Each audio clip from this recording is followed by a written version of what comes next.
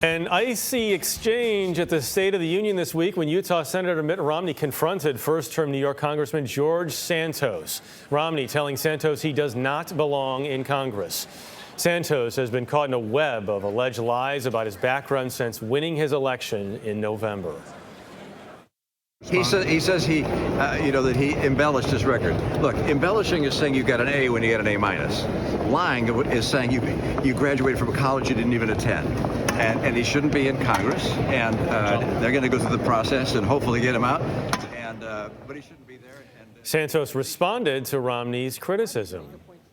It's not the first time in history that I've been told to shut up and go to the back of the room, especially by people who come from a privileged background.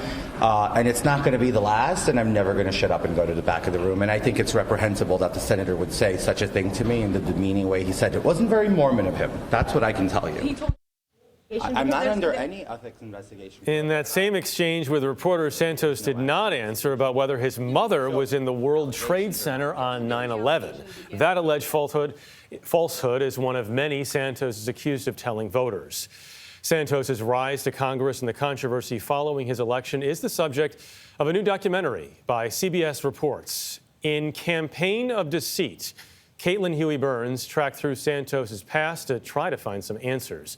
She is here with more. Caitlin, good morning. Good morning, Jeff. Well, we traveled throughout Santos's district on New York's Long Island, speaking to constituents, political insiders, journalists, and even acquaintances. And we even visited Brazil, where Santos once lived. But oftentimes, even when we found some answers, they often led to more questions. Congressman, do you have a response to New York? We're still calling for you to step down. Since the 34-year-old's congressional win, many of the stories Santos told on the campaign trail have been exposed as outright lies. You have more Republicans from New York who are still asking you to step down. George Anthony DeVolder Santos never worked at Citigroup. He was not worth $100 million when he was 30. We don't know for sure, but he probably wasn't a preferred buyer at Hermes. He didn't attend the Horace Mann School. His mother wasn't in the World Trade Center on 9/11. He wasn't the descendant of Holocaust survivors. He never went to Baruch College.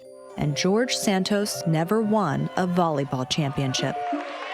Really, who he is, he's a fraud. Grant Lally runs the North Shore Leader, the newspaper that, during Santos's campaign, published what was otherwise discussed only in whispers in Republican circles. He began to be known as George Scamtos among those who paid attention. George Santos. Correct. My old campaign manager called me up out of the blue in the middle of this campaign, and he said, "Grant, what is this? This is not a campaign. This is a beach party." On hotels in Florida alone, Santos's campaign spent more than $11,000, part of the more than $3 million his campaign spent during his run. We knew from his 2020 filings he didn't have any money at all. And then all of a sudden in 2022, he claims to have come into a lot of money. Yeah, I mean, that was really the moment that really hit us, that there's really something wrong here, was when his campaign finance filings claimed that he made a $700,000 loan to his campaign. Prosecutors at the federal, state, and local level are now investigating. A watchdog group filed this complaint with the Federal Election Commission, questioning Santos's expenses and the source of the funds he loaned his campaign. Around the time he loaned that money,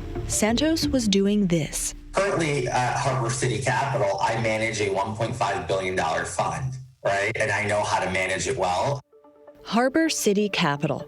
Before it was alleged to be a classic Ponzi scheme and shut down by the Securities and Exchange Commission, George Santos was the regional director in New York. He has said he wasn't aware of any wrongdoing. After the federal prosecutors shut down Harbor City Capital, Santos formed new companies together with Nancy Marks down in Florida. Nancy Marks. Who is she? She was Santos's campaign treasurer. She filed all of his reports, which means she should have known whether they were true or false when she filed them as the treasurer, and she had that legal responsibility. Hi, Nancy. We reached out to Nancy Marks several times and never heard back. So we showed up at a meeting for a Long Island library where she serves as a board member. When we arrived, her seat was empty. So we knocked on the door where she runs her business.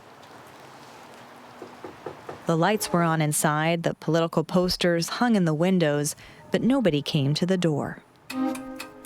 George Santos didn't lie only while running for Congress. We crisscrossed New York City and Long Island, digging into his past, and found a trail of bitterness. Women and men once close to Santos who say they'd been burned by his falsehoods and betrayals.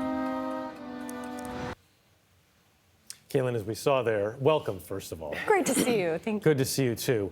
As we saw there, you tracked down a lot of leads. What else did you learn about George Santos? Well, we know what's been out there and what we've been reporting, but we talked to people who knew him. And one compelling character was a woman who went to middle school with George Santos. And she said that he exhibited these characteristics from a young age, that he would exaggerate, fabricate to try to fit in, that he was bullied as a child and tried to fit in with these groups. And she sees a lot of parallels between the person she saw then and the person she sees now. I know you reached out to him.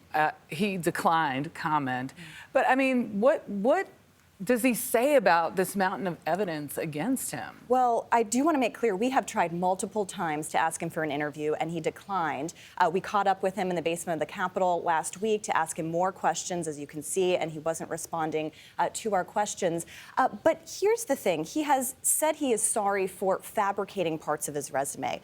But it is much more than that. He said that his mother was in the towers on 9/11 when she wasn't. He claimed his parents were Holocaust survivors. And when we talk to people in the district, those are the kinds of things that really hit them, because everybody in his district has a connection to 9/11, for example. And it just was kind of became personal. And Caitlin, we know quickly here, there's calls for him to resign, but is there any recourse? Because it doesn't seem like he's going to resign. Here's the really interesting thing. You can't recall your member of Congress. And as much as his constituents want him to resign, they came to D.C. this week to try to force him out. Unless leadership moves, and they won't. They want the investigations to play out, and that's something to really keep an eye on here. But for voters, those are the people who are really disadvantaged in this situation. Just have to vote him out. Thank you, Caitlin. And you can stream Campaign of Deceit tomorrow night at 8 Eastern on the CBS News app.